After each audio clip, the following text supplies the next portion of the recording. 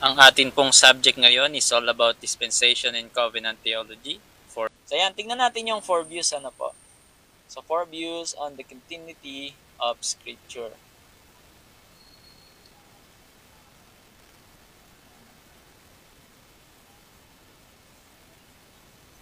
Yan. So sa comparing and contrasting ng 4 views po, meron po tayong mga apat na prominent na meron din po sila mga books na what they authored about covenant theology, progressive, covenantalism, and dispensationalism. Ganun din sa classical. So ito po yung mga popular or proponents nitong mga different views ng covenant and dispensation theology depending on their continuity of the scripture, no. Si Mike Horton sa Covenant Theology, si Steve Wellum sa Progressive Covenantalism, si Darrell Bock sa Progressive Dispensationalism, and si Mark Snowberger sa Classical Dispensationalism. So, nasa lesson 4 na po tayo. So, ito yung mga nuances. Magsimula tayo sa Covenant Theology at saka Progressive Covenantalism. Ano po? So, ang covenant theology ay nasa continuity side. That means, yung Israel noon ay tuloy-tuloy pero nireplace ng Israel ng church. Yun po ang ibig sabihin or yun yung pagdating sa continuity yun po yung ibig sabihin ng covenant theology or yung covenant mo noon nila ng Panginoon kay Adam, kay Moses, kay Abraham ay tuloy-tuloy pero naituloy ito sa church and na-replace ng Israel. Ganun po ang covenant theology.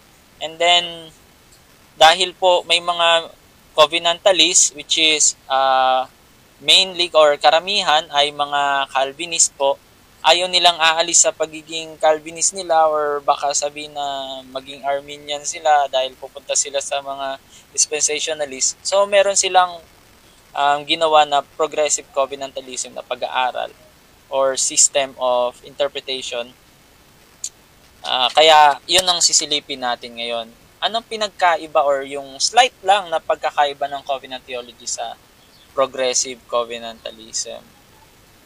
So ito yung mga pag-aaralan natin. Ano ang kanilang structure, covenant structure, understanding about covenant works. Ang covenant theology po ay binubuo ng tatlong overarching na covenants which is a covenant of works, covenant of grace, and the new covenant. Yung covenant of works ay sinasabi nila sa classical covenant or covenant theology is kay Adam lang, which is kumbaga ang salvation ni Adam ay nakabase sa works. Pag nag-disobey siya, so yun yung tinatawag na probationary period. Kapag nag-disobey siya, mawawala yung eternal life sa kanya. So to make the long story short, nag-disobey si Adam. That's why natapos na yung covenant of works noong panahon ni Adam. And then simula noong na-declare ang Genesis chapter 3 verse 15, which is sabi niya doon na I will put enmity between you and the woman, between thy seed and her seed. Ayun nga, yung si Satan ang kinakausap doon or yung old serpent and then si Eve. So doon nagsimula yung proclamation ng church, invisible church ang tawag doon. And doon raw nagsimula yung covenant of grace. At hanggang sa panahon ni Jesus Christ which is the fulfillment of the new covenant. Kaya yung covenant of grace ay kasama dun yung mga law of Moses or yung covenant kay Moses or yung Mosaic covenant, yung Abrahamic covenant, kasama din sa covenant of grace. Yan po yung covenant theology. So dahil merong progressive covenant na bago, which is they're trying na maging balance patungo dun sa continuity and discontinuity, ay pag-usapan natin. And then yung understanding of Israel's role, ano ba ang role sa kanila? Karamihan pag sinabi mong covenantalism or covenant theology ay continuity nga at replacement theology. Ibig sabihin, tuloy-tuloy nga yung mga covenant, walang nawala doon.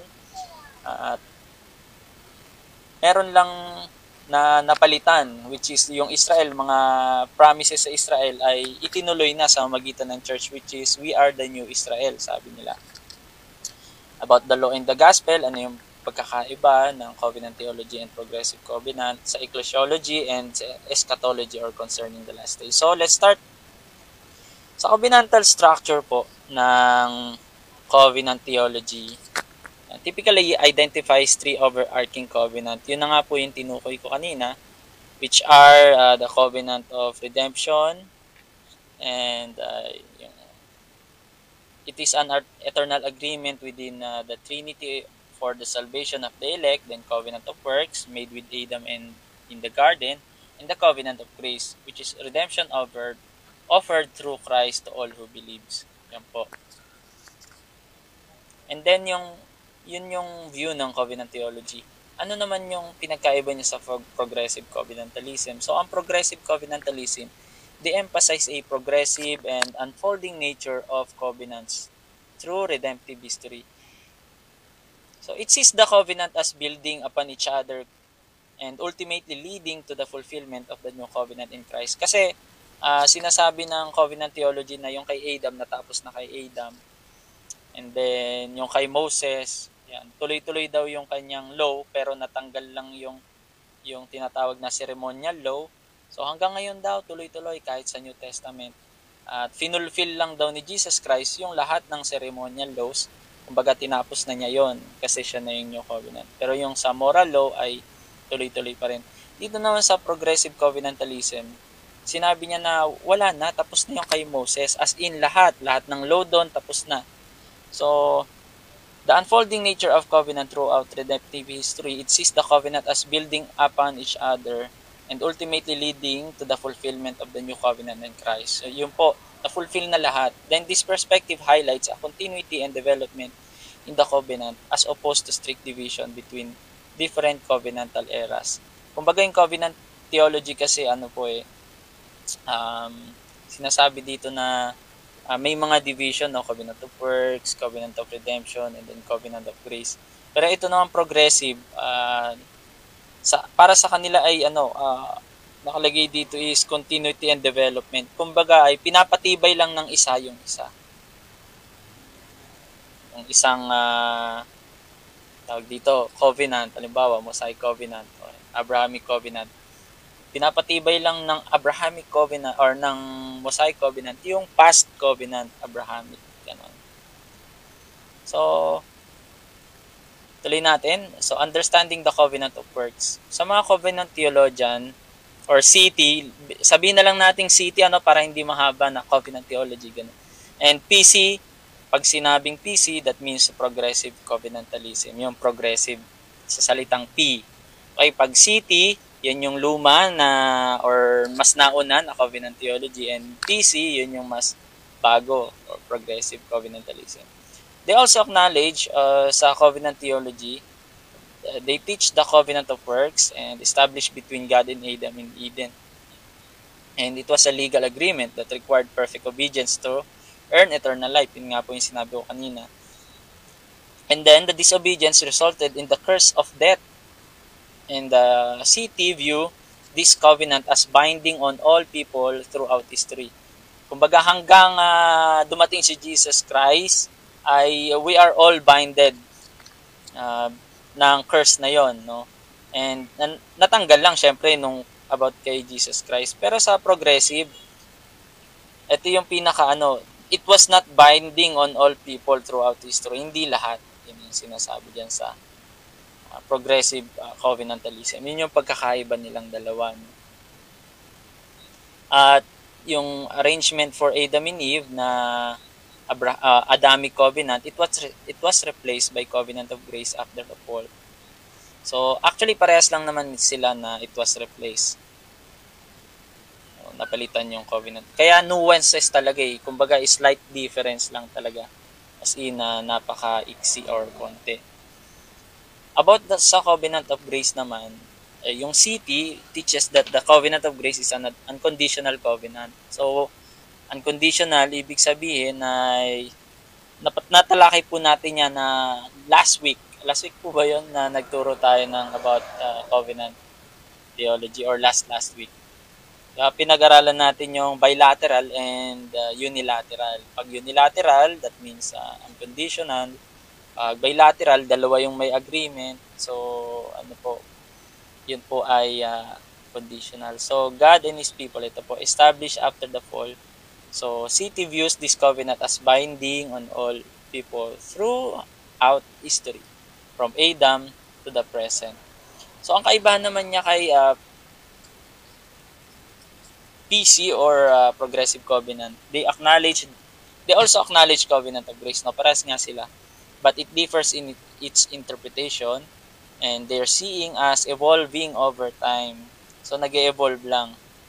So, with different aspects revealed at different times in history, PC argues that the Covenant of Grace was not fully revealed until after Exodus from Egypt. Yan. Yung city talagang after Adam, no, nag-start na. Pero nag-start lang nung after ng fall ni Adam through confession of Genesis chapter 3 verse 15. Pero sa PC na nag-start pero it was not fully revealed. Yan, ang fulfillment ng revelation ng Covenant of Grace ay nung sila daw po ay nakaalis na sa Egypt at nag-start yung tinatawag na Mosaic Covenant. So, patungkol naman sa New Covenant, parehas na naniniwala, no? Kasi Covenant theologian, they both believe in New Covenant as established by Jesus Christ. And it was ratified at His death and resurrection. So, CT teaches that this covenant is binding all people throughout history, from Christ's disciple to the present day. So, PC acknowledged the New Covenant also, but it differs in interpretation. Yan, ito yung argument nila that the New Covenant was not fully revealed until after resurrection and ascension of Jesus Christ. So, ano lang po yun, nagsimula nung kamatayan lang at ascension niya. So, actually halos parehas sila dito, no? Parehas. Pagdating sa role ng Israel, ito po, medyo may malaking differences sila. Yung classical covenant theology or CT, they view Israel as unique people chosen by God for a special purpose, but it does not see them as having privileged position in salvation history. Kumbaga, yun nga sinabi ko kanina, they teach that salvation is offered to all people through faith. Pero ang problema ay sa covenant theology, they replaced Israel already. As in, sa replacement theology, sila yung may hawak ng tinatawag na replacement theology. Kaya yung mga nangyayari ngayon sa Israel ay wala na sa kanila yon. Kumbaga, iniwan na nila kasi they rejected Jesus Christ. That's why iisang line na ang Israel which is napunta na sa church. Pati yung mga covenant kay Abraham ay sa church na napunta. Yung dadami ang inyong lahi, sabi niya gano'n na sindami ng bituin sa langit at buhangin sa lupa. So, from literal interpretation, para kay Abraham, ngayon, after nung death and resurrection ni Jesus Christ, naging spiritual na lang siya na covenant, but not particularly to Abraham and Israelites, para sa tao lang. Ganon. Kasi ang salvation ng Panginoon para sa tao ay iisang linya lang. Hindi siya mahati sa Israel, iba. Sa church, iba. Hindi ganon. Yun ang paniniwala ng covenant theology. So, sa progressive covenantalist, may sinasabi pa rin sila na, mayroong plano pa rin sa Israel. Yan. May role din ng Israel dyan. Hiwalay sila. Pero, malalaman natin mamaya kung fulfilled na ba o hindi yung mga covenant na yun sa bandang huli. So about law and the gospel, ang covenant theology, they tend to emphasize the unity of the Old and New Testament in viewing the Mosaic law as a part of overarching covenant of grace. And then, yung ceremonial at saka civil aspect are already fulfilled. No? Pero yung moral law is continuing. Yun yung nasabi ko na kanina. Sa progressive covenantalism naman, they recognizes various theological strength and development between the Old and New, but it particularly emphasizes the discontinuity between Mosaic Covenant and New Covenant. So yun yung nasabi ko kanina na tinapos na ni Jesus Christ, as in lahat nung Mosaic Covenant na yon. Okay, so highlighting the fulfillment of the Old Testament promises and types in Jesus Christ o types in Christ, yung typology. Yan. Kaya naging progressive covenantalism. And then concerning the church naman, typically ang covenant theology, they emphasize a strong continuity between Israel and the church. Okay? Understanding the church as the spiritual continuation and fulfillment of the Old Testament people of God. So ang continuity ng Israel ay spiritual na, wala nang physical, tapos na po yun. Ganun yung paniniwala ng covenant theology. Sa mga may question, pwede na po kayong mag-type ng question pag medyo naguguluhan kayo or hindi nyo pa nagigets mabuti, ganyan. Huwag kayong mahiyang magtanong po para masagot din natin. Pwede rin po kayong mag-type sa ating chat box. Yan. Magandang gabi po sa mga bagong join na nasa Zoom. Yan po. Magandang gabi po sa lahat. Type lang po natin ang ating location at kung saan church tayo para makita natin ang attendance natin. Nandito rin si Sister Nancy at saka si Brother Jumer. Na-miss ko si Brother Jumer. Parang matagal na ata hindi nakapag-join ng online natin. So next po natin is about sa eschatology naman or last days, concerning the last days. Ang covenant theology naman or theologians, they view eschatology as focus on Christ's return and final judgment. With the literal interpretation of biblical prophecies about the end times, CT teaches believers will experience bodily resurrection and eternal life in heaven.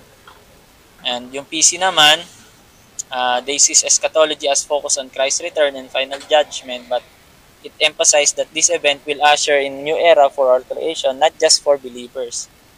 So, ang progressive covenantalist, they teach us that believers will experience spiritual resurrection and eternal life in a renewed creation. But it does not necessarily teach literal interpretation of biblical prophecies about the end times or body resurrection for all people. Yan.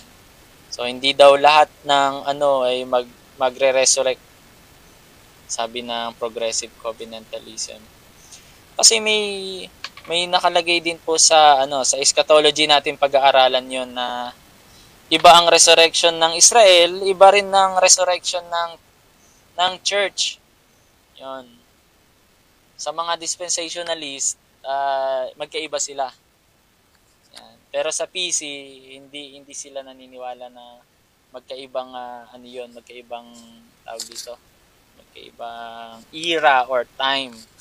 Matatalakay din natin yan pagdating natin sa eschatology. Tatapusin lang natin yung angelology, systematic theology 3 sa January.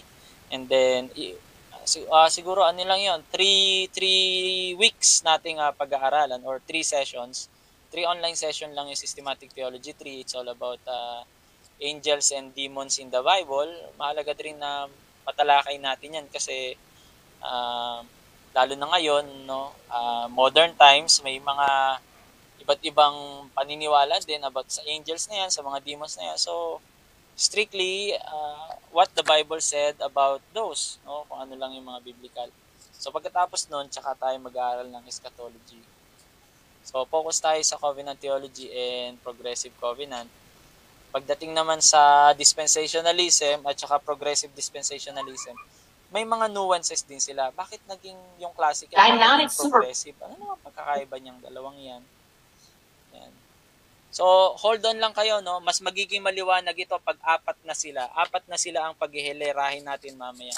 Ngayon, pinaghiwalay ko yung dalawa para may slightly nating ma-differentiate.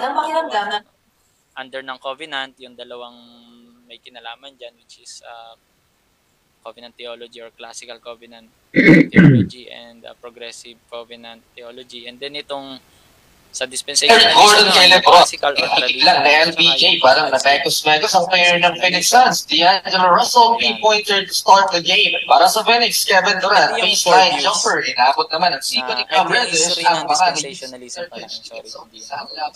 So sa history ng dispensationalism, makikita natin mula kay Darby, yung theologian na nabanggit natin na isa sa mga parang founding founding idea or founder ng idea ng dispensation eh. So, mula sa kanya, no, pinatibay yan ni Scofield at saka ni Schaffer. Pero meron tinatawag na ultra-dispensationalism, which is si Bullinger. Isa rin po siyang theologian na may sinasabi niya na sa Acts 28 lang nag-start ang church or kaya sa mid-Acts, sa kalahati ng Acts na yon nag-start yung church. Ganon. Kaya yan yung ultra-dispensationalism. Depende kung saan daw nag-start ang church. Then si Scofield at saka si Schaffer ay tuloy-tuloy pa rin yung classical dyan. Pero nung pagdating kay Ryrie at saka si Walborg, ay nagkaroon na ng revised dispensationalism, no? And then yung revised na yon, dispensationalism, pinangalanan ni Mr. Buck at saka ni Lacey na progressive dispensationalism. So sila ang nag-coin ng term na progressive dispensationalism. And Buck has a books, o meron siyang mga books about this one. Eh mamaya magkakaroon tayo ng review ng mga books ni Buck at ng ibang mga proponent from other reviews naman. So dito sa ating classical dispensation at saka progressive dispensation ay ito yung mga pag-aaralan din natin patungkol sa biblical covenant, ano yung pagkakaiba nila, yung role ng Israel, about sa throne of David. Pati ang throne of David kasi it's either nag-continue ba yan o hindi, ganyan, or mafulfill ba o hindi. Kasi meron ngang mga prophetic verses about sa throne ni David na hindi daw mawawala ang kanyang paghahari or yung kanyang kaharian at hindi mababakante ang kanyang trono. So, about eschatology yan, itatalakay din natin. At mamaya may mga continuation pa po yan. May mga hindi ko na ilagay dyan. Try natin isa-isahin. So, ito yung mga differences ng progressive dispensational at saka classical dispensationalism. And welcome sa mga bagong join sa ating Zoom. Nadagdagan na naman tayo.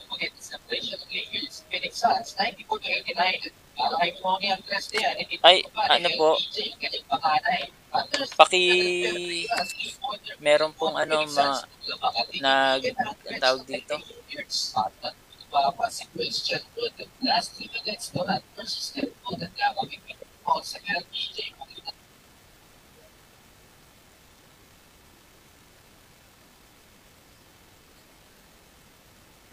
may naririnig kasi ako, hindi nakamute.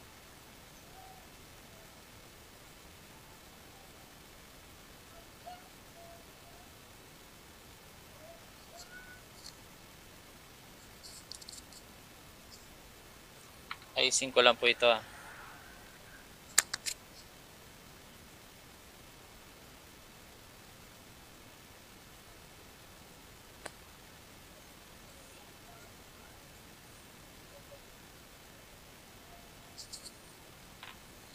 Sa mga nasa Zoom, may naririnig po ba tayong ibang... Ayan, wala na.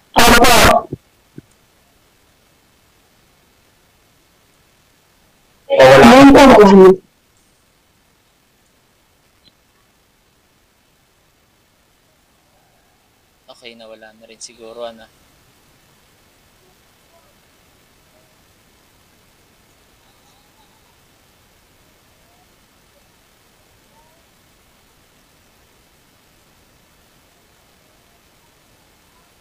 Okay, wala na po siguro. So, thank you. May kanina naririnig kasi.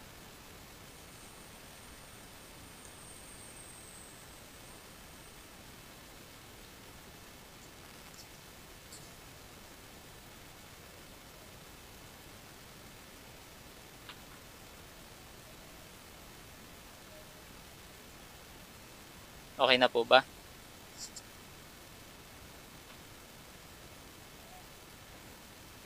Okay na po. Sige, continue na po tayo.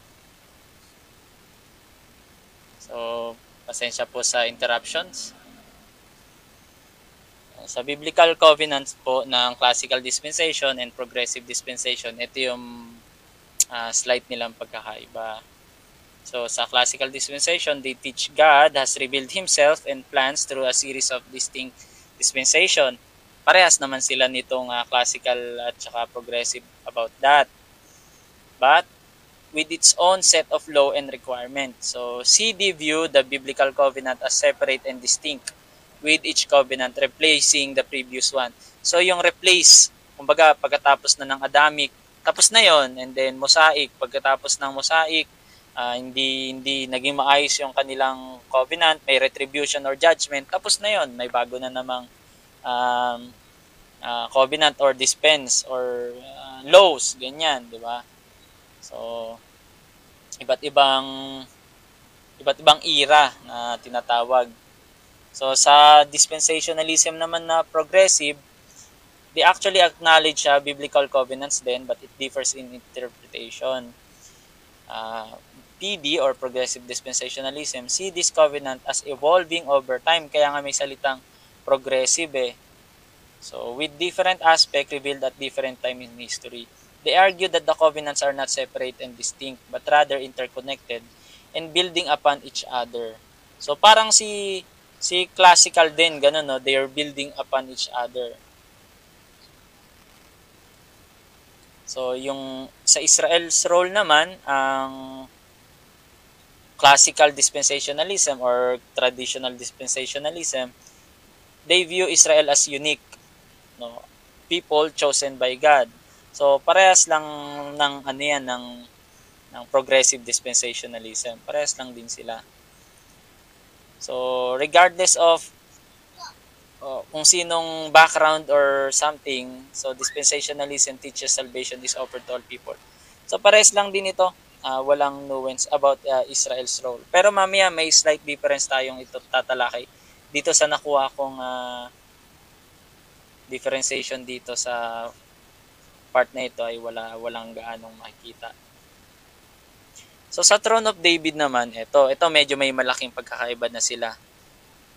Yung covenant or classical dispensationalism or CD, they hold that although Christ is sitting at the right hand of the Father and is obviously ruling, that does not mean that he is sitting on the throne of David. They say that progressive dispensationalism assumes too much.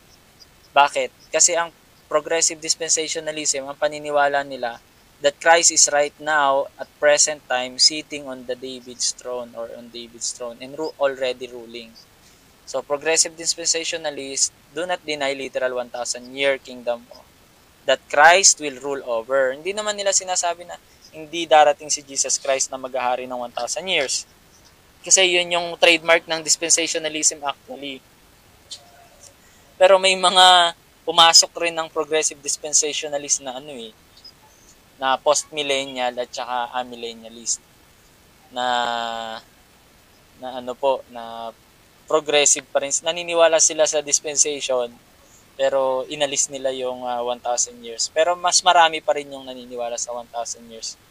Tulad ni John MacArthur na progressive dispensationalist siya at naniniwala po siya sa 1,000-year kingdom ni Jesus Christ na darating po siya as in literal na magro-rule. Even though siya po ay Calvinist, siya naman po ay progressive dispensationalist.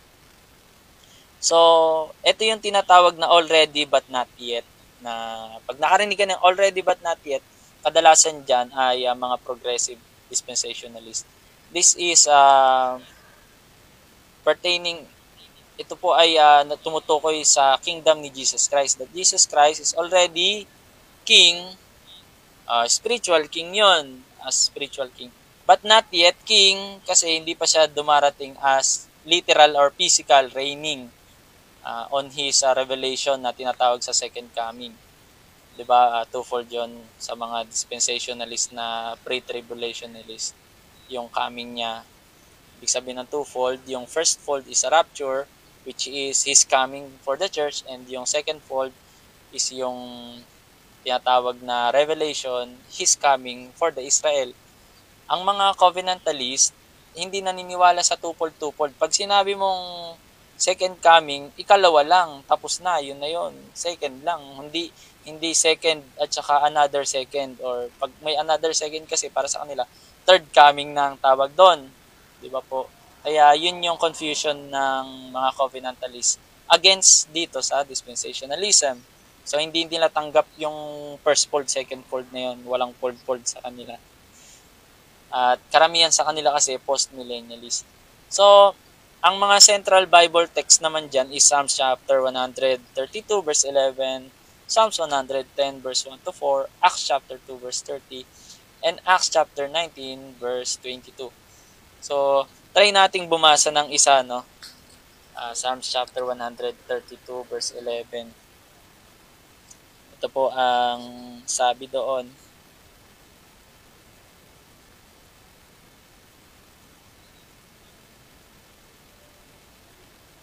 Yung mga mabilis dyan mag-type, i-copy paste natin sa comment section. Baka maunahan nyo ako. Babasahin ko na lang sa comment. So ito po ang sabi. The Lord has shown in truth unto David. He will not turn from it. Of the fruit of thy body will I set upon thy throne. O, diba? Throne daw niya. So, ibig sabihin, kahit wala na si David, ay tuloy-tuloy yung kanyang enthronement sa magitan daw ni Jesus Christ. Yun yung ano doon, yun yung pinaka-issue.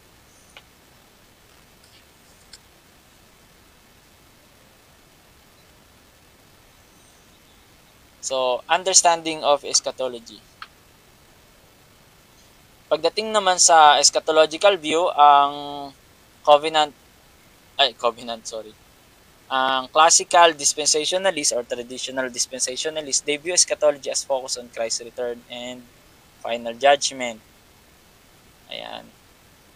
That all believers will experience bodily resurrection and eternal life in heaven or eternal punishment in hell. Yung mga progressive dispensationalist naman, dahil iba ang kanilang interpretation, they teaches that believers will experience spiritual resurrection and eternal life in a renewed creation, but some PD believers that not necessarily teaches literal interpretation of the biblical prophecies about the end times or bodily resurrection for all people. Mainly mga millennials na progressive dispensationalists. Yan, sinasabi ko nga kapag millennial, hindi na sila naniniwala doon sa bodily resurrection na iisa, kundi ay na dalawang occasion. So ayan, sa covenant theology, try natin tong small graph na ito or table about sa promises ng Israel sa covenant theology. Yan, continuity. Yan, continuity. Yan yung sinasabi natin. Ibig sabihin, nag-continue lang yung promise ni Abraham, ay ng Diyos kay Abraham, kay Moises, pero kinontinue ito ng church. Ayan. Na-replace na sila, yun ang problema. Dapat nilagyan ko dito ng replaced. Okay. Sa classical at saka post-millennial sila, no? Sa millennium, hindi na sila naniniwala na babalik si Jesus Christ before yung trib, ang tawag doon, yung rapture na pre-trib, hindi sila pre-trib, yung mga covenant theologian. Post-millennialist sila. Some of those post-millennialists ay naniniwala sila na kailangan masiran lahat ng tao sa buong mundo, kahit ang mga Israel. Kung gusto nilang maging part ng church, kailangan maniwala sila kay Jesus Christ. Tama rin naman yun. At pati mga Muslim, kailangan ma-convert, mga Hinduist, yan, lahat ng religion. And then, tsaka darating si Jesus Christ. Yun yung post-millennial na tinatawag. And then, classical dispensationalism, may tinatawag silang intercalation or parenthesis in God's plan. Kaya sa Daniel, yung sinasabi doon na 70 weeks of Daniel, yan. Yung 69 ay natapos na, and then yung pang 7 week na tinatawag, which is 7 years yun 7 years yun na tinatawag or 1 week. Yan. 1 week ang tawag doon sa Book of Daniel, pero actually 7 years yun. Mangyayari lang daw yun pag na-rapture na ang church. So may tinatawag na parenthesis, hindi nakita ni Daniel ang church nung panahon na yon. Kaya ang tawag nila doon, nila Ryrie, nila Darby, ay parenthesis or intercalation. And then darating si Jesus Christ. Halimbawa, 'di ba, yung prophecy na merong nakitang malaking rebulto na ang ulo ay ginto, which is Babylon, and then yung breast niya ay silver, which is the Medo-Persia, and then yung kanyang waist ay bronze, which is Grecian period, and then brass yung kanyang may binti, yung pinakababa, which is Roman period, and then yung paa niya is magkahalong clay at saka brass or bronze, which is sinasabi nila na pinaghalong world and religion ng Rome, which is today. And then may dumating na bato, tumama dun sa may paa at nabuwal, and then naging bundok. So doon hindi sinabi yung Israel ay ang church, walang binanggit. Kaya ang mga covenant theologians, sabi nila na tuloy-tuloy lang yung church simula noon. Sa Israel nga lang yung invisible church na tinatawag, and then si Jesus Christ ay dumating, finulfill niya lahat. At yun na yung pagdating ni Jesus Christ na yun na po yun. Parang tuloy-tuloy pa rin yung covenant ni God, di ba? Sa magitan ng church. At wala nang pakialam si Lord sa Israel kasi dininay nga nila si Jesus Christ. Sa dispensationalism, hindi pinakita kay Daniel daw yon, no? Yun yung sinasabi nila. Yung 1 week na yun, hindi pa rin yan dumarating. Mangyayari lang yon pag nagkaroon ng tinatawag na rapture for the believers only. Kaya may discontinuity. Hindi pa natutupad yung kay Abraham per se. O, lahat hindi pa. So may parenthesis na tinatawag. Sa lahat ng mga covenant ng Lord kay Moses, kay Adam, tama sa kanila, kay Abraham pala, specifically sa Israel, ay hindi pa natuloy. Nagkaroon ng tinatawag na church age na tinatawag sa dispensation. And then pagdating niya, after ng rapture, 7 years tribulation, dun pa lang magaganap yung last week na tinatawag sa 70 weeks of Daniels.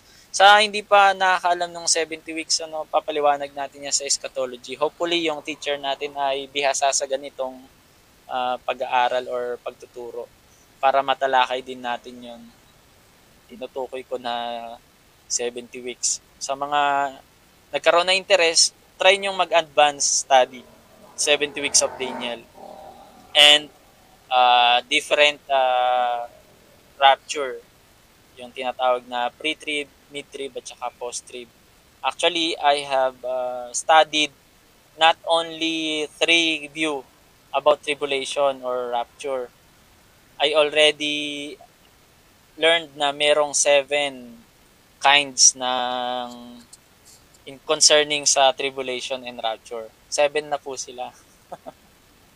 7 po ang aking sa pag-aaral ko po.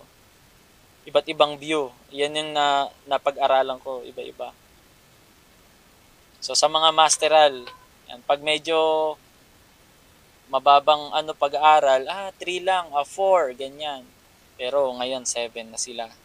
And mapalad kayo sa mga mag-e-enroll ng Eschatology Systematic Theology 4. Ma-share ko sa inyo lahat yung 7 views concerning the rapture and tribulation.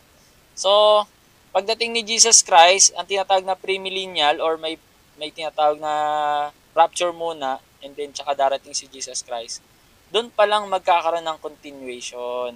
Okay? Discontinuity sa church, iba yung covenant ng Lord sa Israel, mafulfill lang yon sa 1,000 years reign ni Jesus Christ. Yan. Pagdating naman sa progressive dispensationalism, ay may discontinuity din, yes, ganyan, pero may continuity sa spiritual lang. Sa physical wala. Doon talaga. Ang problema sa progressive dispensationalism, naghalo-halo na sila diyan. May post-millennialist, may pre-millennialist at saka amillennial na mga progressive dispensational. Naghalo-halo pa sila.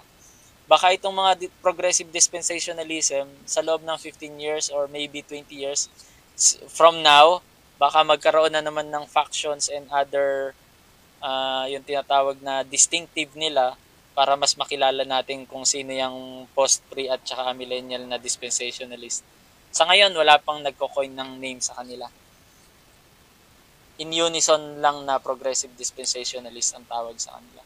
So dito tayo sa parallel study. Mas maintindihan natin ngayon through this for view Pagdidikit-dikitin natin sila, then pag-aralan natin yung pagkakaiba nilang apat nuances, slight at saka big differences nila. So, yan. 14 na tayo sa Zoom. Welcome po sa mga bagong naririto na sumali sa ating Zoom.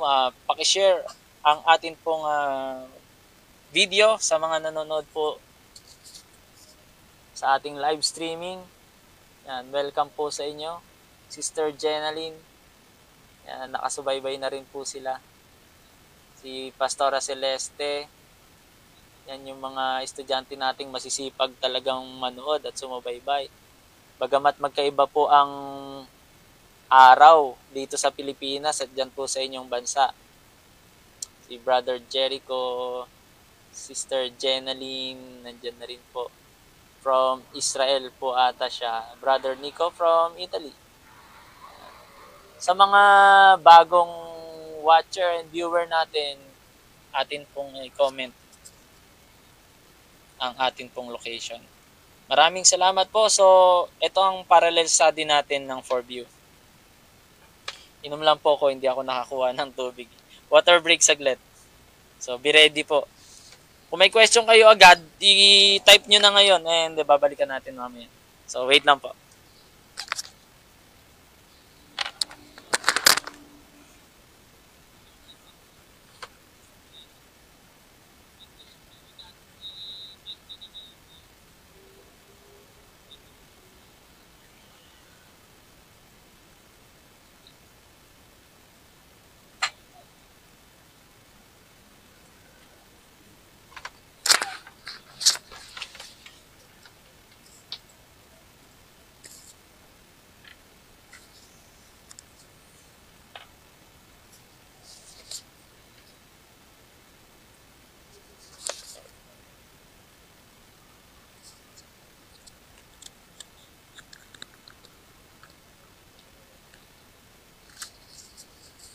Yan mga kapatid, nandito na tayo sa parallel study ng 4Views. Para hindi tayo mas malito sa apat na yan, pinagdikit-dikit na natin silang lahat. Ito po ay review study na mula sa book ni Brent Parker at Richard Lucas. So, co-author silang dalawa po ng Covenantal and Dispensational Theologies. 4 Views on the Continuity of Scripture by Mike Horton, Steve Wellum, Darrell Buck, and Mark Snowberger. So sila po ay mga theologian din, depende sa view. Si Mike Horton po ay nasa Covenant Theology side or proponent ng Covenant Theology. Si Steve Wellum naman ay yung proponent ng Progressive Covenantalism. Mapapanood nyo po sila sa YouTube. May mga iba't ibang paliwanag po sila dyan. And sa Progressive Dispensationalism ay si Darrell Buck, and si Traditional Dispensationalism is si Mark Snowberger. Sila po yung mga proponent at kukuha tayo ng kanilang mga ideas para mas maintindihan natin yung pagkakaiba nila. So mag-start tayo sa topic. So may table po doon sa book. And eto po yung mga yung mga nakalagay sa table. Isa itong table na to sa C1, System of Theology on Hermeneutic and Structure of the Bible. Yan. So ang topic naman sa hermeneutical framework or principle ng covenant theology by Horton. About law and the gospel, they have contrasting yun ng wrath, curse, condemnation versus the grace or the promise. And the covenant of works and covenant of grace as the outworking of the covenant of redemption. Pagdating kay progressive, God's one plan is developed through the plurality of covenant. Sa creation or Adamic, Noahic, Abrahamic, Mosaic, Davidic, and the New Covenant. Across the storyline of the scripture, three horizons of the scripture are key: textual, epochal, at saka canonical. Yun daw po yung pinaka-key ng scripture, yung three horizons na tinatawag. Sa progressive dispensationalism by Bach, yung framework niya and yung principle ng interpretation niya concerning hermeneutics, they emphasis on three key covenant: Abrahamic, Davidic, at saka yung New Covenant lang. Actually, sa progressive dispensationalism pala, they are not honoring Adamic as part ng salvation ng covenant. So, both and reading, and as the original meaning can expanded as it is developed in the New Testament, but the original sense is not lost. Kumbaga, sa progressive dispensationalist, literal, kung sinabi kay Abraham pa rin yun matutupad, hindi sa church. Diba? Sabi kasi ng mga covenant theologian, yung magiging sindami ng between sa langit at saka sa lupa ay itutuloy na ng church. Para sa progressive dispensationalist ay itutuloy yan ng Israel din, pero hindi pa ngayon.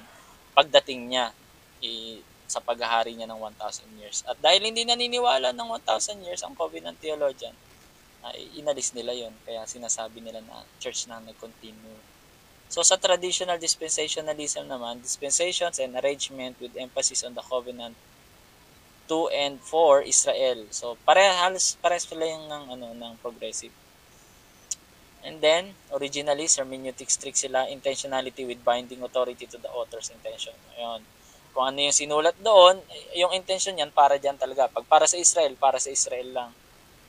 Dito sa progressive dispensationalist, may sense pa rin na spiritual na meaning. Kumbaga, ina-allegorize ni progressive dispensationalist yung mga prophecy. Bagamat yun ay para sa Israel, meron ding para sa church naman doon. Ganyan. Sa traditional dispensationalism, pag sa Israel lang, wag niyo nang ipapasa sa church. Ganyan po yung sa traditional dispensationalism. Strict talaga sila doon sa intentionality ng literal interpretation. Then, pagdating sa priority, sa covenant theology, ang New Testament, it is the divinely inspired interpretation of the Old Testament. Kumbaga, may interpret mo ang Old Testament sa magitan ng New Testament. Sa progressive covenantalism naman, by Wellum, New Testament, later text in progressive revelation bring more clarity and understanding. Yet, grammatical, historical, canonical method focus on the covenant in terms of what precede and follows each one. So, ano ba yung sumunod? Pagdugtong-dugtongin natin. Ganun. Sa covenant theology ay hindi nila pinagdugtong-dugtong. Basta yan, tuloy-tuloy yan. As in, iisa lang lahat yan. Ganun. Pinapatibay lang. So, progressive dispensationalism by Bach, neither a complementary hermeneutic allows each text in each testament to say what they say without nullifying what was originally communicated. Yan. Hindi tinatanggal yung kapangyarihan ng kung ano man yung nakasulat doon. Kung para kanino yan sinulat, yan, hindi nila inaalis yon. At sa traditional dispensationalism, Old Testament, Christ and New Testament authors honor the Old Testament and bring New Testament faith, practice, and mission in conformity to it. Pag New Testament lang. Pag Old Testament, ay tapos na, lipas na. Ganon. Discontinuity kasi ang dispensationalism. Okay. But they didn't replace the Israel. Meron pa rin para sa kanila. So pagdating naman na sa Genesis chapter 1 to 3. Yan. Ito yung the fall na tinatawag, Adamic Covenant hanggang fall. Yung Covenant Theology by Horton, yes, sabi niya. Is there a covenant in Genesis 1:3? Yes, sabi po ng covenant theologian. The covenant of works with a commandment of life based on the law. Do this, and you shall live. Disobey, and you shall surely die. Yan, ganun po yung sinasabi doon. So, that was made with Adam as the covenant head in a state of nurture prior to grace. Yan. And sa progressive covenantalism, meron bang covenant sa Genesis 1 to 3? Ang sabi ng progressive, covenant of creation, Adam is federal head. Kumbaga, dinamay niya ang lahat ng creation actually. Dito kasi sa covenant theology, Adamic lang. Pero dito, creation, isa lang si Adam sa head na yun. And the image, son, in a Lord-vassal relationship foundational for all future covenant. Yan yung Lord vassal, yan yung suzerain na tinatawag. Bonus lesson natin mamaya yung suzerain vassal biblical example. So, for all future covenant, as Adam's role as priest, king, and image son is unpacked and the typological structure are tied to the creation covenant. So, yan po. Kumbaga siya yung priest king noon at saka image of the son. Dahil siya nga ay son of God na tinutukoy sa, ewan ko kung Luke ba yun o Matthew sa Luke. Or yung sa genealogy. Adam, who is the son of God. Yun yung nakalagay kasi doon. Kaya part siya ng ng imagery na as a son of God, pinakapanganay ng creation. But death ang nangyari sa kanya. Kaya merong tinatawag naman sa Romans chapter 5 na last Adam. Kasi itong first Adam na to ay pumalpak. Pero si last Adam, sa magitan niya at ng kanyang kamatayan, buhay naman ang dumaloy. So sa progressive dispensationalism by Bach, no covenant but a mandate. Wala namang covenant mandate yan. Covenants are about restoration and delivering work of God. The idea of creation covenant has no role in progressive dispensationalism. So, wala daw covenant sa creation. Wala. Kaya yung sinasabi ko kanina, hindi nila sinasabi na yung Adamic ay covenant siya. So, traditional dispensationalism by Snowberger, not a formal covenant but Edenic arrangement. So, hindi sinasabing na Adamic, kundi Edenic. With Adam and Eve involving a civil and redemptive spheres. So, ayan. Sa covenant theology, nagsimula din yung tulad ng sinasabi ko na yung Genesis chapter 3 verse 15 or Proto-Evangelion, the first proclamation of the gospel is the first building of the church. And doon nagsimula din yung covenant of grace. Yun yung paniniwala ng covenant theology. Invisible church yun, hindi yung visible church. Sa kanila. Okay? So, about categorization of the covenant naman, ang covenant theology, pagdating sa paniniwala, ang categorization, so conditional or suzerain vassal or bilateral and unconditional promissory covenant. Yun ang gamit ng covenant theology. Sa mga progressive naman, all covenants have both unilateral and bilateral aspect. Nagets nyo, lahat daw ng covenant may unilateral, merong bilateral aspect. Titignan mo kung alin dyan yung hindi lang unilateral lang, hindi rin bilateral lang. Okay. So, even as an accent may be on bilateral or unilateral aspect. Halimbawa, sa Mosaic Covenant, predominantly bilateral. Oo, talaga, bilateral. Kasi may mga condition eh. But God unilaterally keep His promise. Diba? Bilateral nga, pero si Lord, bagamat hindi nila matupad yon, unilaterally, itutuloy pa rin niya yung promise niya na yon. Yun yung sa progressive covenantalism. Yun naman ang pagkakaiba ng progressive covenant sa covenant theology. Dito naman sa dispensationalism in progressive by Bach, there are covenants of promise. Ito yung Abrahamic, Davidic, at New Covenant. And covenants that are other, tulad ng Mosaic, which is a promise of law, and Noahic, which is covenant is promissory but features God's commitment to preserve the creation. So yun lang yung sa kanila kay progressive. And then kay traditional, covenant are unilaterally or promissory o tinatawag na royal grant. Yung Noahic, Abrahamic, Davidic ay bilateral and suzerain vassal. Yung Mosaic naman, in yung covenant, yun na yung bilateral. Unilateral lang para sa mga dispensational, itong Noahic, Abrahamic at Davidic. Okay. So, review nyo yung last lesson natin para maintindihan nyo po yan. Talagang tinutukan natin yung last lesson.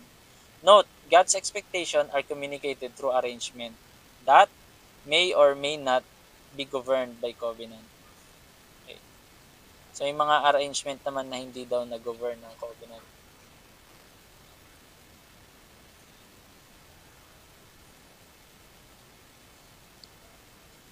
So, covenants are already fulfilled in Christ. Na-fulfill na ba lahat yung covenant na yon? Adamic, Abrahamic, na-fulfill na ba?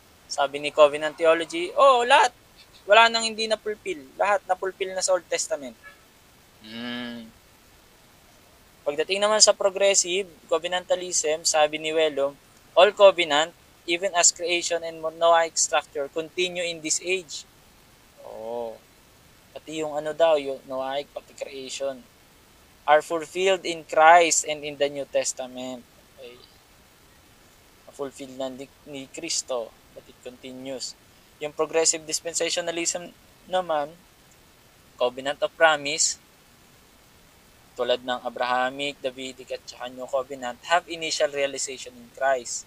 At yung Mosaic Covenant naman, completely fulfilled through the work of Christ and indwelling the Holy Spirit. Sa traditional naman, ang Abrahamic Covenant could be considered partially fulfilled lang, sabi nila. But generally is not. Yung Mosaic Covenant naman, fully fulfilled with Christ na talaga. Pero yung church, walang legal relationship to the New Covenant. And it will be fulfilled to national Israel in the future. Okay?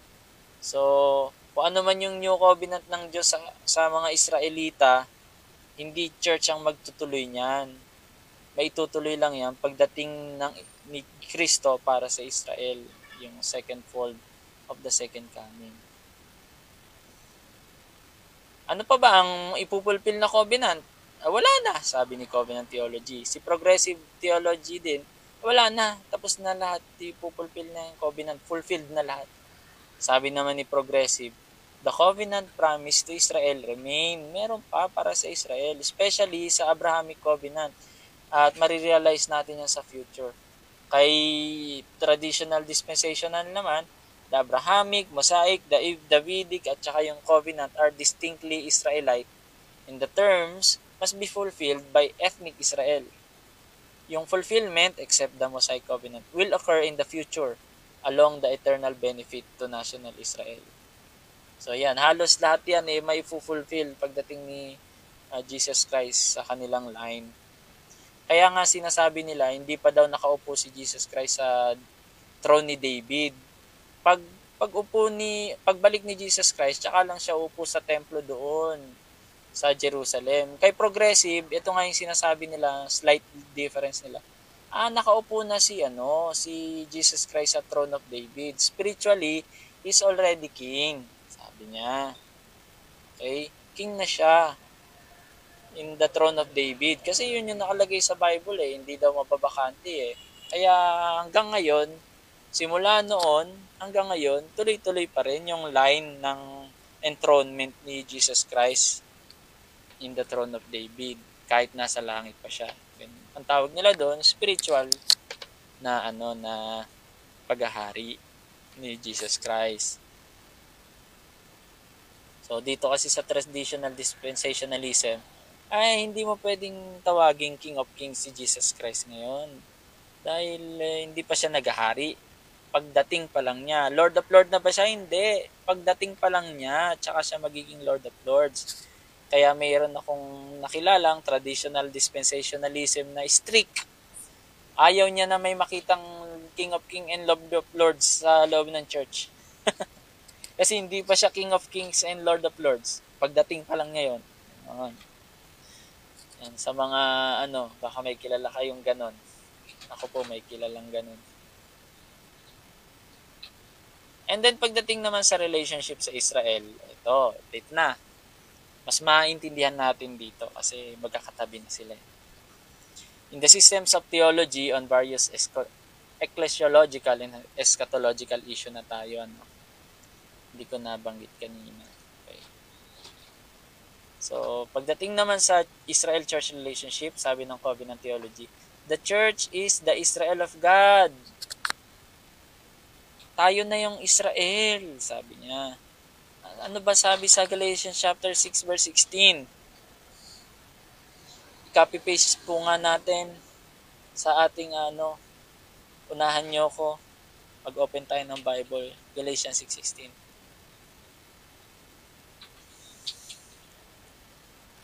Babasahin ko sa Tagalog. I-copy-paste nyo po sa English.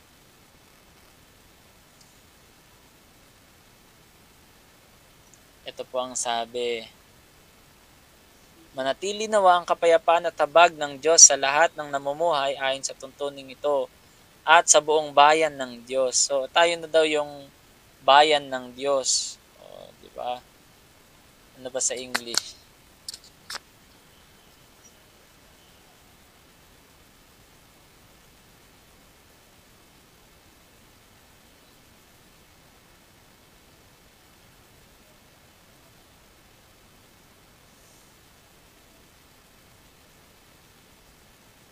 And as many as walk according to this rule, peace be on them, and mercy, and upon the Israel of God. Pero mo sa Tagalog, hindi mo mabasang Israel of God eh. Dito sa Galatians, maliwanag. Upon the Israel of God. Ang tinutukoy pala dyan mga Kristiyano na bayan ng Diyos. Hindi lang yung Israel mismo na literal.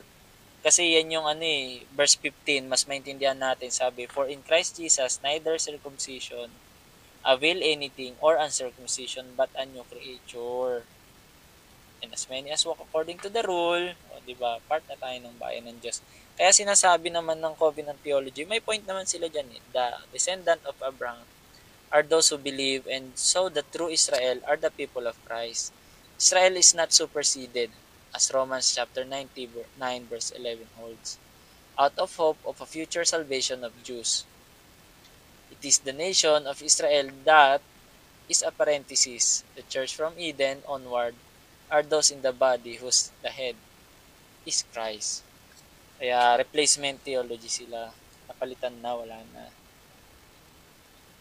So, sa progressive covenantalism naman, church is part of one people of God, and yet covenantally new. The church is God's new creation and remains forever, consisting of Jew and Gentile together. The church receives all of God's promises through Jesus Christ. Pero yung Romans chapter 9 and 11 could speak of a mass gathering of the Jews into the church at the return of Christ. Meron namang pakialam si Lord sa mga Israelita. Pero, ang sinasabi doon ay maniniwala silang lahat kay Jesus Christ. Yun yung progressive covenantalism. Okay. Pagdating naman sa progressive dispensationalism, there is unity as Jews and Gentile. And they are made one. And they are saved in Christ. But the expansion of Abrahamic promises does not lose. Kung ano yung pinrami sa kanya, originally, promise niya para doon. And Israel is not transformed into another entity. Yung Israel, hindi naging church siya, hindi ganun, sabi nila. Hindi katulad ng sinasabi ng covenant theology na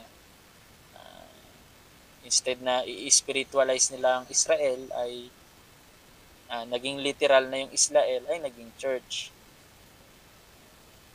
Then, Israel is not transformed into another entity, sabi nga nila. There is one people of God, unity in salvation, but diversity in reconciliation, as Israel will be among the nation. Kasama din ng Israel. Parang pareha sila ng progressive covenantalism at saka dispensation covenantalism ng concern. Meron pa rin part ang Israel, sabi nila. But yung traditional dispensationalism, the church is an intercalation parenthetical to God's covenant with Israel. Israel and the church remain distinct forever. Walang pagkakahalo. Hindi tayo spiritual na Israel para sa kanila. Talagang iba. Ang Israel, mananatiling Israel yan. May promise talaga si Lord sa kanila. Parang ganun. Maniwala man sila kay Kristo. Eto kasi, pag naniwala ang mga Israelita kay Kristo, magiging part lang sila ng 144,000. Sa progressive naman, pag naging part sila ng church, ay part na sila ng church, magiging bride sila ni Jesus Christ. Kasi yung salvation ng mga maniniwala kay Kristo, yung 144,000, 'di ba? Mga binili yun ng dugo they were redeemed. May tawag doon remnant, 'di ba, of Christ. Pero para kay dispensationalist, hindi, iba pa rin yan sa kanila. Tama, part yan ng 144. Walang magiging part ng church sa Israel. Dito kay progressive covenant at progressive dispensationalist, magiging part sila ng church. Magiging part. Pag naniwala sila kay Jesus. So, the future restoration for national Israel. Yan.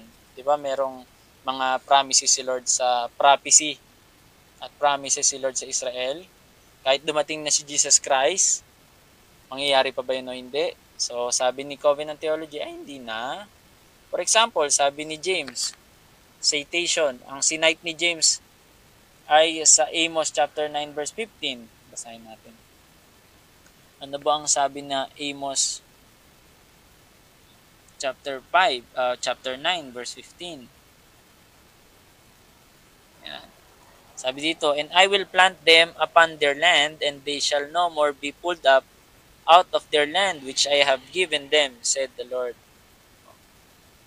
Diba? So yun yung sinite niya. Shows that the promise of restoration is already fulfilled in Jesus Christ. Na-fulfill na yun ni Kristo. Yung mga prophecy niyan. And sabi dito, the people of God are redefined around Jesus Christ. Redefined na sila. Israel, redefined na din sila. We are the new Israel. The people of God. And the Mosaic Sinai Covenant is made obsolete. Wala nang kapangyarihan lahat yun. Yung Mosaic lang yan. There is no revival or renewal sa mga Israelita na yan. Jesus is the fulfillment of the temple and the sacrificial system, and nothing is then left for Israel as a nation. Now or in the future, wala nang natira sa kanila. Ubos na, nasa church na yan. Yun ang sabi ng covenant theology. Sa progressive covenantalism naman, no, meron naman. Christ fulfilled the Old Testament covenant as all the promises, instruction, and typological pattern culminate in Him.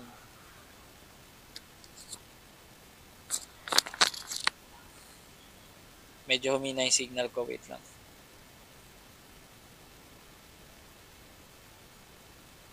Okay, restored na. And sabi niya dito, further, Israel's restoration begins at the Pentecost. Doon daw sila na-restore nung Pentecost. And Old Testament restoration promises for Israel are applied to the church through Christ. So, na-applied daw sa atin. Okay? Dahil covenantalism sila. Nasa part pa rin sila ng continualism. Continualist pa rin.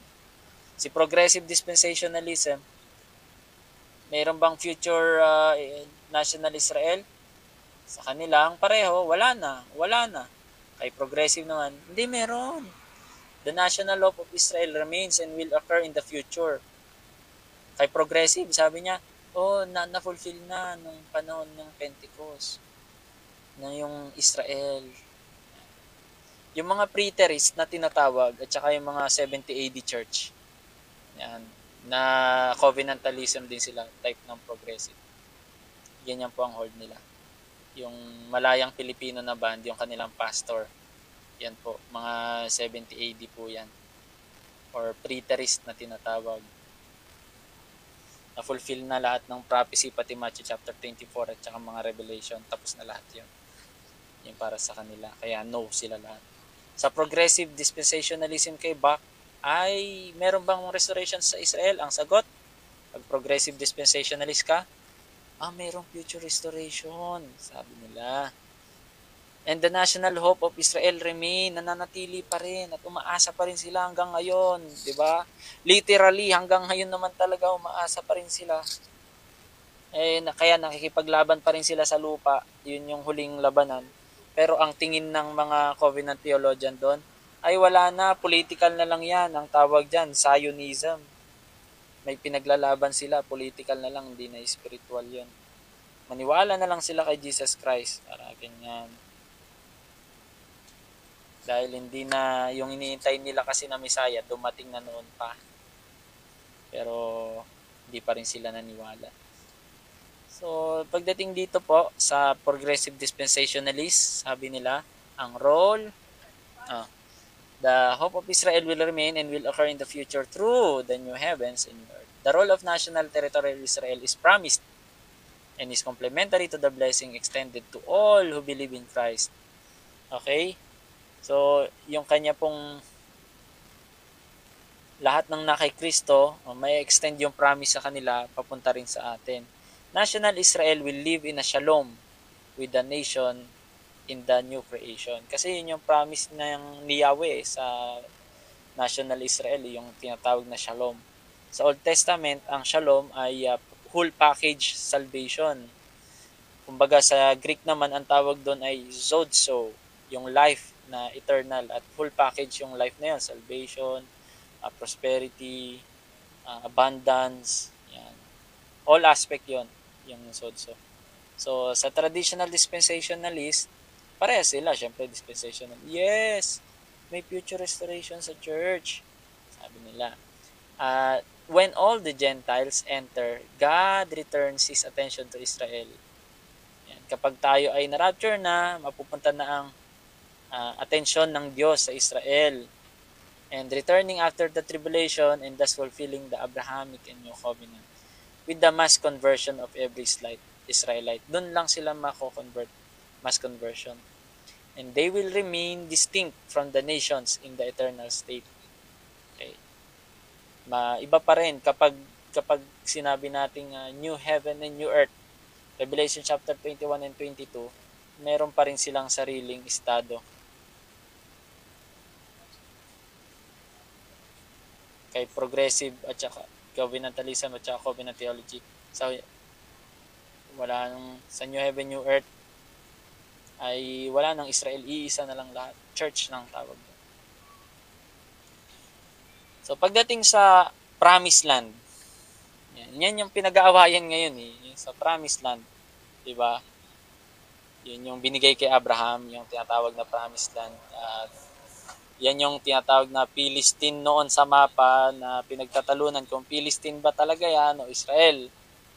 Kaya ang ating covenant, yan, nakikita niyo yung covenant logo natin, di ba? Yan, may logo yung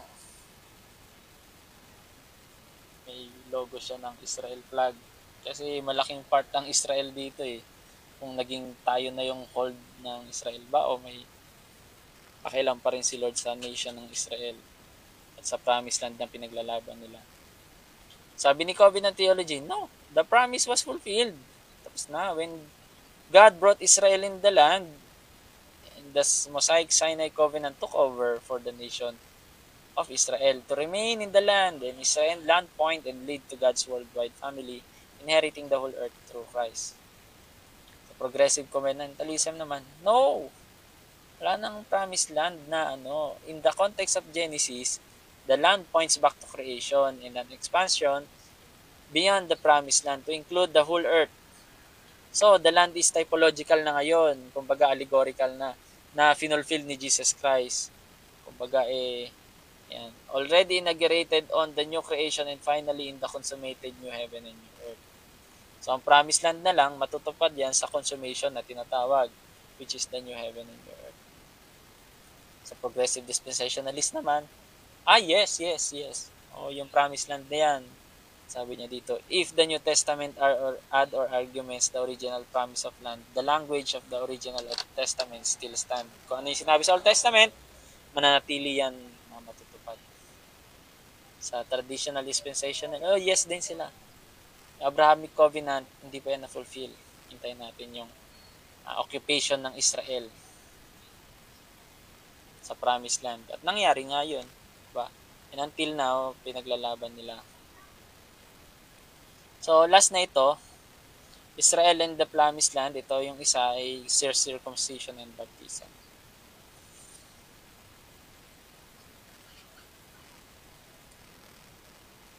Ang gising pa po ba kayo? Magsabi naman tayo, mag-type tayo ng amen, amen.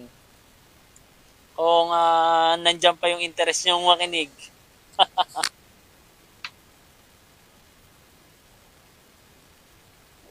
Magandang gabi po, Pastor Frankie. Yan. Pastor Frankie, ano po ba tayo? Covenant theology? Wala nang pakialam si Lord sa Israel or dispensation? Kasama nating pastor din dito sa bayan namin, ito si Pastor Frankie. Nakasubaybay din po siya. So, sa mga may question, pwede tayo mag-type ng ating question bago tayo matapos.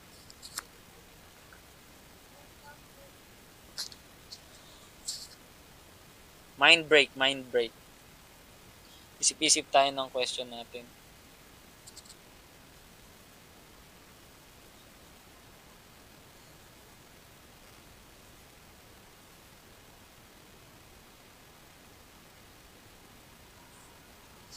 Yan. Matatalakayin natin yung baka may bago sa inyong pandinig, yung pedobaptism at saka credo baptism. Pag baptist, alam na alam po yan. Pero yung mga Pentecostal, baka ngayon lang maririnig yan. Pedobaptism at credo baptism.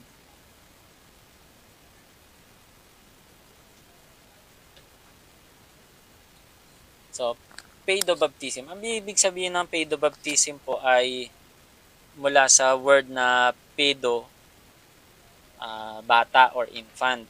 So, sa covenant theologian kasi, they even could baptize children. Yan, naniniwala sila sa baptism ng mga bata.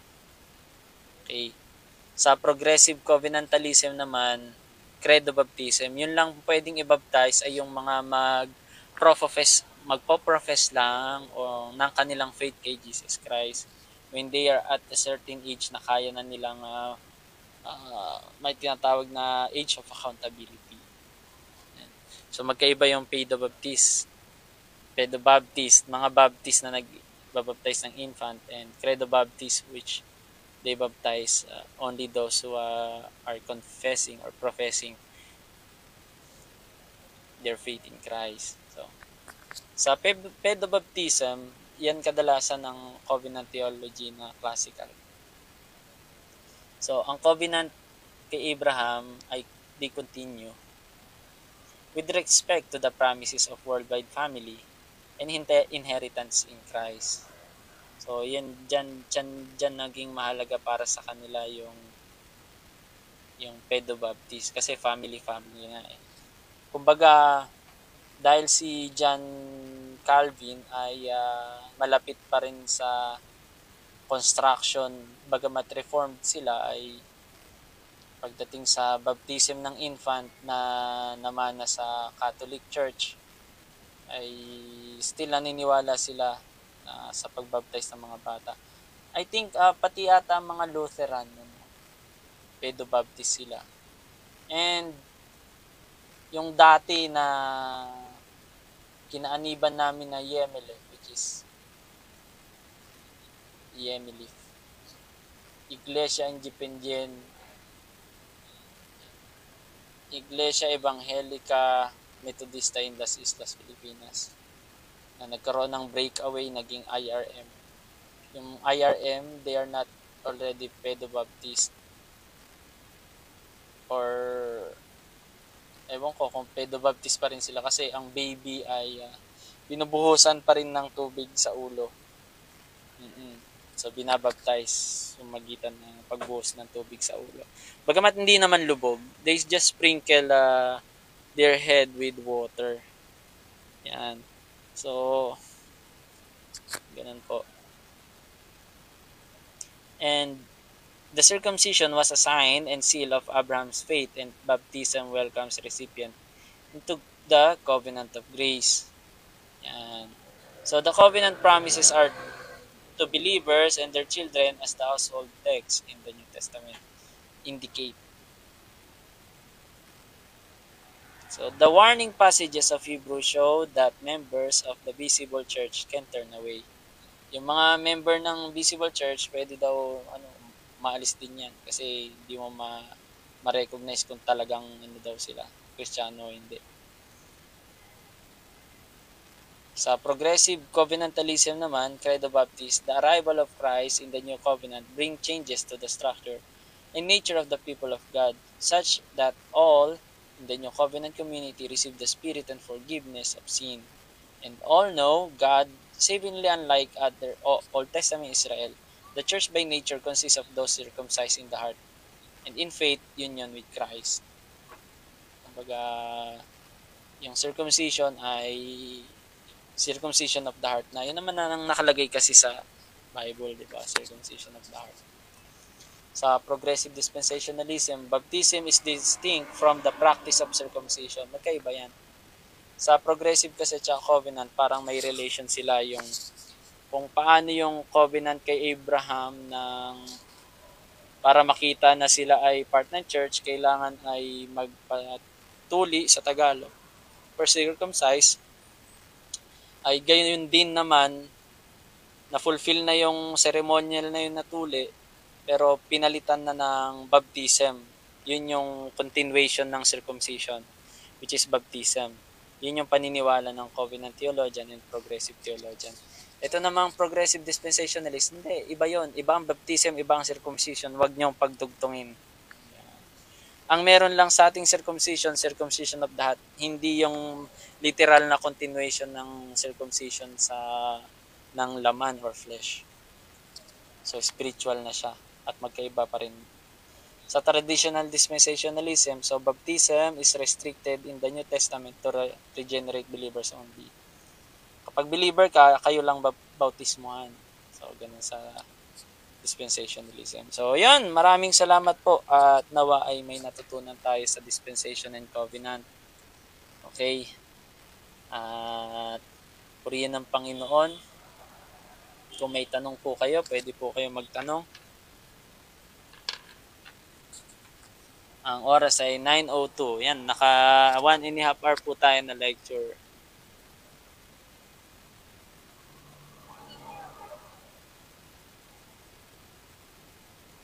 Ito. Tama, iba naman ng salvation ng church by individual.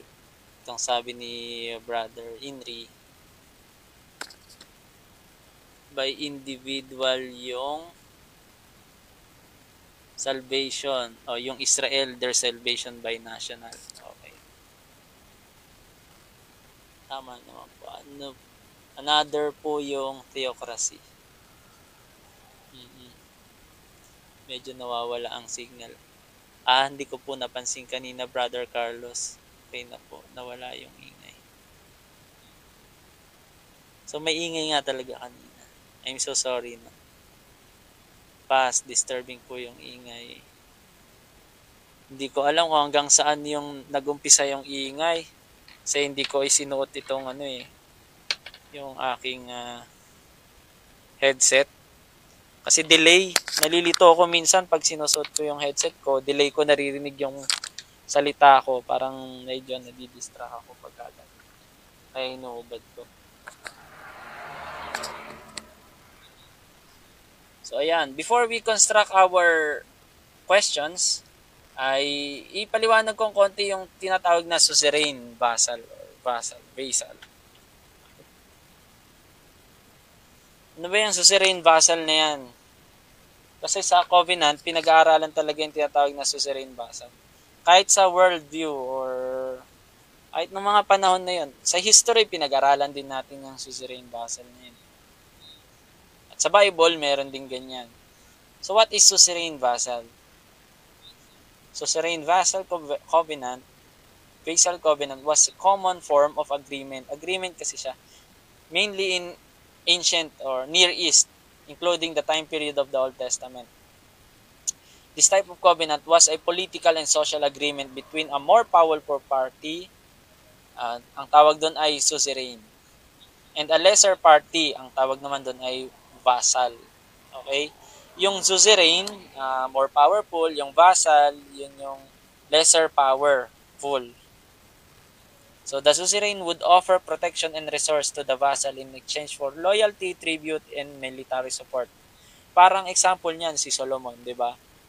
Hindi niya kinubkob at pinatay lahat ng mga nasa karatig bansa niya, pero in exchange of that, maging loyal sila sa kaharian ni Solomon, magbibigay sila ng tribute or tax, magbibigay ng kanilang mga kayamanan, ganyan. And one nation by month, ganyan. Paikot, bawat buwan may dumarating sa kanila na tributes at military support kung sakaling may susugurin sila kasi magkakakampi sila eh. So, suzerain. Ang pinaka-suzerain doon ay ang Israel and yung vassal nila ay yung mga karatig bansa which are Edom, Philistine, yan yung mga even yung Jordan, mga vassals nila, Syria, Assyria ang pangalan noon. At yung si Sheba, 'di ba, yung Queen of Sheba, pati yun vassal nila. So marami mga karatig bansa ng Israel are their vassal. So ang suzerain ay ang Israel. At sa prophecy sa Old Testament, magiging ganun nang mangyayari sa Israel eh. Pati yung karatig bansa nila magiging vassal pa rin. At halos lahat ng bansa mag-o-offer ng kanilang crops sa temple eh. Yun yung nakalagay sa prophecy. Lahat ng bansa magbibigay sa kanila. Sa millennial yon, sa pag nagkaroon na ng tinatawag na millennial temple. In fulfillment of Ezekiel. Nakasulat kasi doon yung millennial temple eh. So, let me give an example of suzerain vassal. Unang makikita yan sa Genesis po. Ang suzerain ay si God at ang vassal ay ang tao. And God said, Genesis chapter 1 verse 28, "Let us make man in our image, after our likeness, and let them have dominion over the fish of the sea, over the fowl of the air, over the cattle, over all the earth, and over every creeping thing that creeps upon the earth." So God created man in his own image. In the image of Elohim created he him. Male and female created he them. And God blessed them. Ang sabi ni Elohim or ni God said unto them, "Be fruitful, multiply, and fill the earth, subdue it, and have dominion over the fish of the sea, over the fowl of the air, and over every living thing that moves upon the earth." Pero may condition siya. Wag lang niya kakainin yung bunga mula sa puno nagbabigay ng knowledge and evil o ng mabuti at masama. So ibig sabihin, siya ang makapangyarihan, ang vassal, ang suzerain natin ay si God mismo, si Elohim. And ang vassal ay tayo or si Adam. Di ba po? Ang tao. So yun ay suzerain vassal type ang tawag po dyan. So, this verse in chapter 1 of Genesis are first example of suzerain vassal covenant. So, in ancient Near East, treaties between king were common occurrence. Ito yung sabi ni Dr. Klein. Nabanggit ko po yan si Dr. Klein. Isa sa mga gumawa ng lecture note sa suzerain treaties and the covenant document of the Bible. Talagang meron siyang exposition lecture about suzerain treaties and lahat ng mga covenant. So these were treaties drawn up among equals and between stronger and weaker kingdoms, and mostly outlined agreements to honor each other boundaries, to maintain trade relation, and return or run away slaves, etc.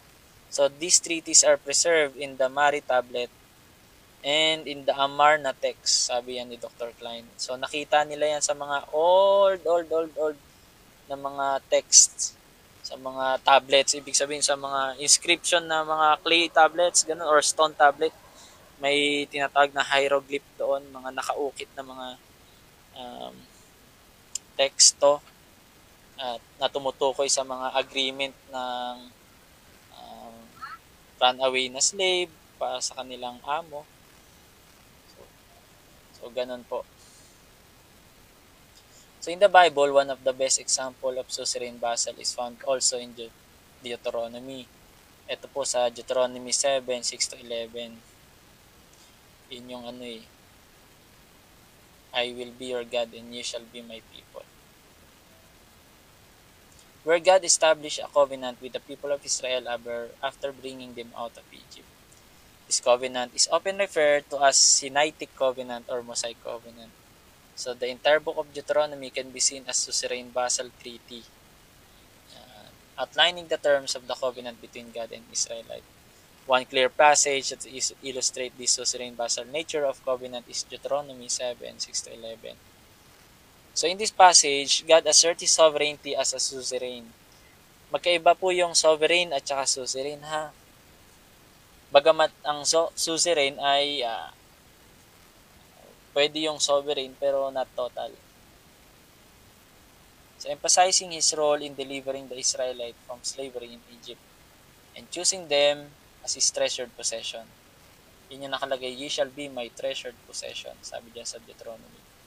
So the people of Israel in turn are expected to follow the commandment and decrees given by God, demonstrating their loyalty as vassals. So yan, may significance kasi yan bakit ko shinare yung suzerain vassal relationship po.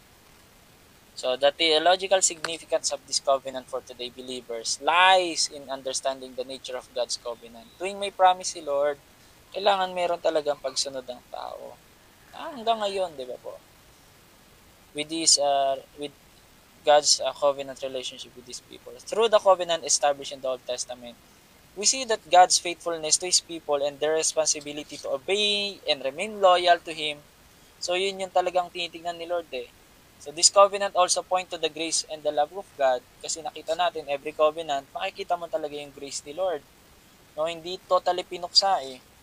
So si dispensationalist, ganun din, hindi rin pinuksa, bagamat merong consequence, meron pa rin grand plan si Lord. Meron pa rin another dispense or pagkakahati o kailangan ng pagsunod na naman. So as He chooses to enter into relationship with His people, gumagawa siya ng bagong kasulatan. Pero bagamat sa covenant naman, hindi ito bago, pagpapatibay lang o pagsasaayos mula sa nakaraan. Ganyan. So, despite of shortcoming, si Lord ang gumagawa ng paraan. He is always tinatawag doon yung first mover. Furthermore, the suzerain vassal covenant in the Bible serve as a model for our own relationship with God. Amen? Diba po? So as Christians, we are called to embrace God's sovereignty. Kung ano yung pinramis ni Lord, kaya niyang tuparin niya kahit anong mangyari sa buhay natin. Kaya niyang tuparin. And recognize our role as His devoted followers. So we are called to obey His commandments and remain faithful to Him, trusting in His provision and protection. Amen po ba? So, He is the suzerain and we are all vassal. And in this way, the suzerain vassal covenant teaches us about the nature of our relationship with God and calls us to live in obedience and loyalty to Him. At hindi pwedeng hindi. Pag tumakas tayo, wala, patay tayo. Kaya kay Lord, bagamat anak, halimbawa, bibigyan ko kayo ng example, yung prodigal son. Kahit tumakas yan, no, patay din siya. In papers, patay siya. Pero in relation, buhay siya. Bakit buhay? Kasi anak pa rin siya eh. Kahit lumayas siya, babalik at babalik yan. Diba? Bagamat sa papers, wala nang mana, wala na, ubus na, ganyan, kinuha mo na. Pero oras na nagbalik loob siya at ayun, na-restore lahat sa kanya. Diba po? So tayo, baka meron pang nakikinig dyan na not fully restored their relationship to the Lord. Baka naglilingkod ka lang but you're not fully restored. God will restore you. And God can restore you, kapatid. Ano man ang nawala sa'yo, bagamat nakita mo yung ministry mo, bumaba, ganyan, hindi katulad ng dati. You have to give yourself and the Lordship of God must must live in you. Kailangan talagang yung loyalty natin ay mapunta sa Panginoon, hindi sa tao. Baka may nag-backslide sa inyo, ang loyalty nyo nasa tao. Kaya bumaba yung inyong performance sa Panginoon kasi sa tao nyo nilagay yung loyalty nyo. And then, nag-expect kayo ng masyadong mataas sa tao. That's why naapektuhan pati yung ministry nyo. You have to be restored. Kasi ang suzerain vassal ay between you and God. Walang kinalaman yung tao dyan. You have to continue. And pray mo na ma-restore ka ng Panginoon in many ways. Actually, God can give a pathway from the dead end of the Red Sea. Diba? Kahit patay na, dead end na, God can make a way. Even there seems no way in your mind.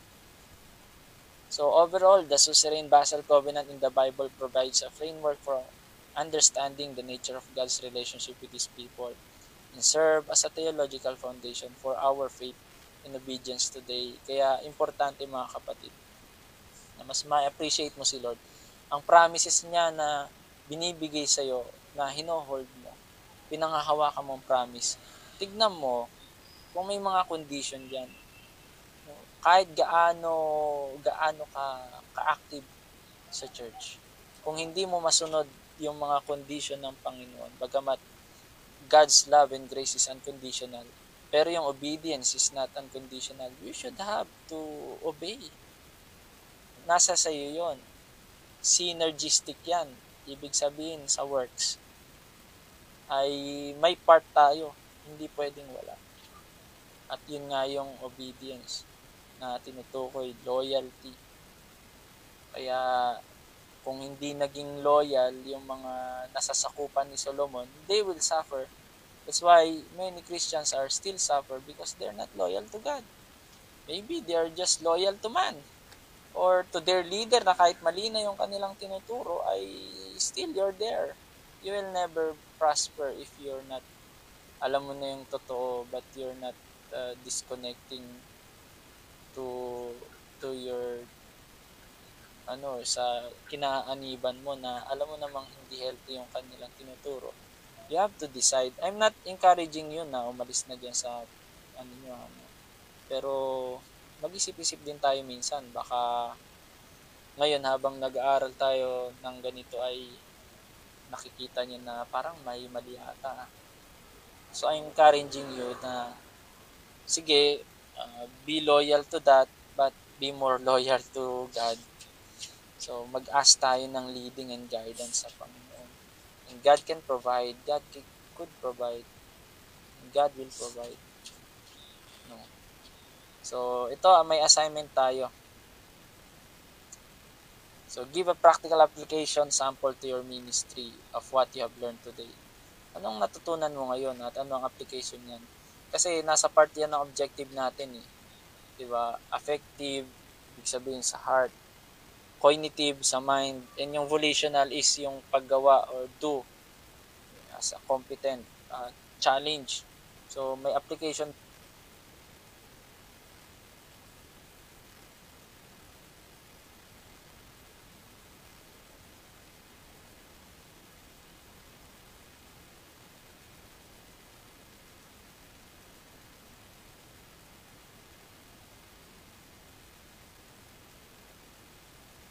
nawawala po ang boses?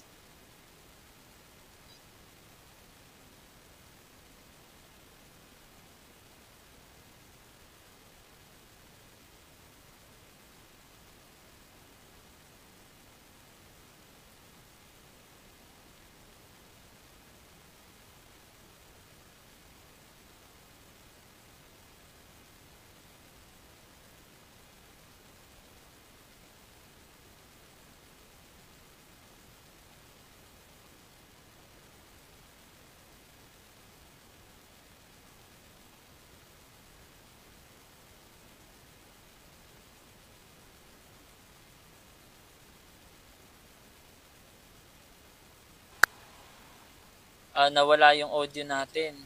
Namatay yung ating mic. Okay na po? Nawala po. Sound check.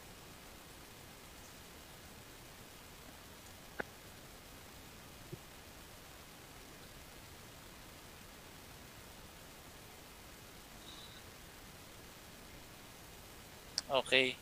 So, yun na sinasabi ko kanina.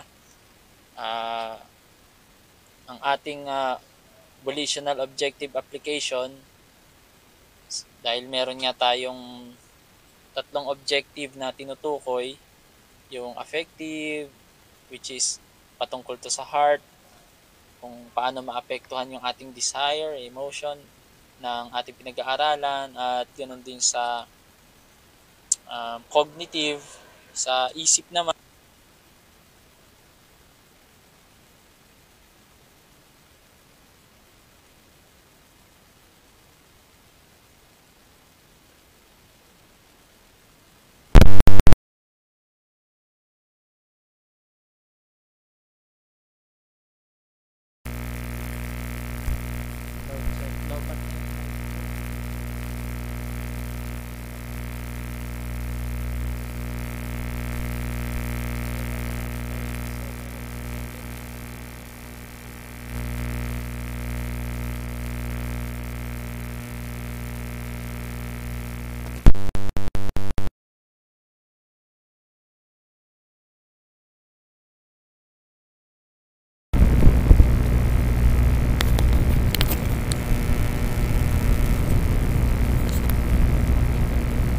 Check test mic.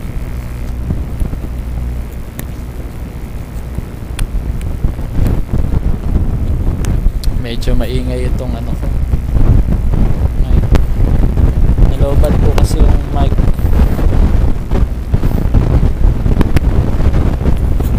Wireless mic natin. So pagtsagaan na lang natin tong may konting humming ano po.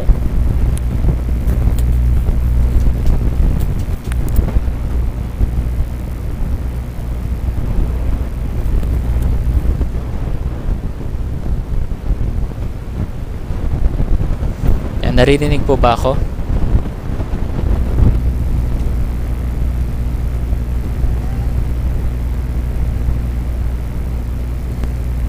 Opo. Yan, sige po. Nandito na po tayo. Assignment na po. Give a practical application sample to your ministry of what you've learned from each lesson. Ibig sabihin from lesson 1, 2, 3, 4. Kahit alin doon. Sa buong lesson na yon, lesson 1, ano ang natutunan natin na pwede natin i-apply. So lesson 2, lesson 3, at ngayong lesson. At ganun din po, gawa tayo ng konting summary reflection, hindi lang yung lesson from that. And then, ano bang natutunan natin ngayong sa subject na ito? And what is your possible position? Sa apat na binigay ko, ano ang possible position natin dyan? Concerning continuity of the scripture, give a possible reason why, bakit yan na napili mo. Ano po ako, magpo-progressive dispensationalist. Ako progressive covenantalist. Okay. So bakit yun ang napili natin? So what are the difference? May tanong si Prof. Dex. What is the difference between progressive covenantalist and progressive dispensationalist? Sa ano po, Sa Israel relation, yun po yung mga differences nila. Yun yung nabanggit natin kanina. Baka na late po kayo ng konti. Nabanggit na rin po. So yeah, you can review our videos concerning this. Dito siya. So progressive covenantalist at saka progressive dispensationalist. By Wellum and Bach, dyan natin na makikita. Halimbawa sa restoration ng Israel ay wala nang future restoration. Sa progressive covenantalist, sa progressive dispensationalist meron pa rin. So, kaya check natin ulit to answer your question, Pastor Dex. I-review nyo na lang po ang ating video. So nabanggit po natin yung kanina. So yun yung tinalakay ko kanina, isa lang sa mga example na sagot mula sa inyong tanong. And sa ating Zoom, ang gulo pala talaga ng progressive dispensationalist kasi magkakaroon ng difference sa eschatology. Medyo opo. Pero may strong position naman sa kanila. So si Ryrie at saka si Walworth at patungo sila sa progressive dispensationalism, pati si Bach.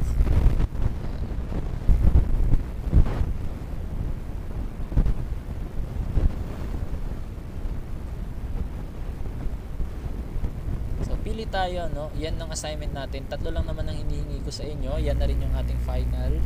Diyan ko nakukunin din yung parang pinaka final exam ninyo sa mga sagot po natin. At by points po tayo diyan. Kumbaga 75% ang panonood niyo ng video, and then the other 25% is from performance natin sa pagsagot online or question or pag-contribute sa ating mga lessons, pakikipag-interact, ganon. And the rest are from our assignment and dito yung finals. At itong assignment natin, dito ko nakukunin yung grade ng finals natin. Kahit di kayo makagawa niyan, ay pasado kayo 75%. Yeah. Pero kung gusto niyo tataas at maging valedictorian, gumawa kayo ng assignment niyo.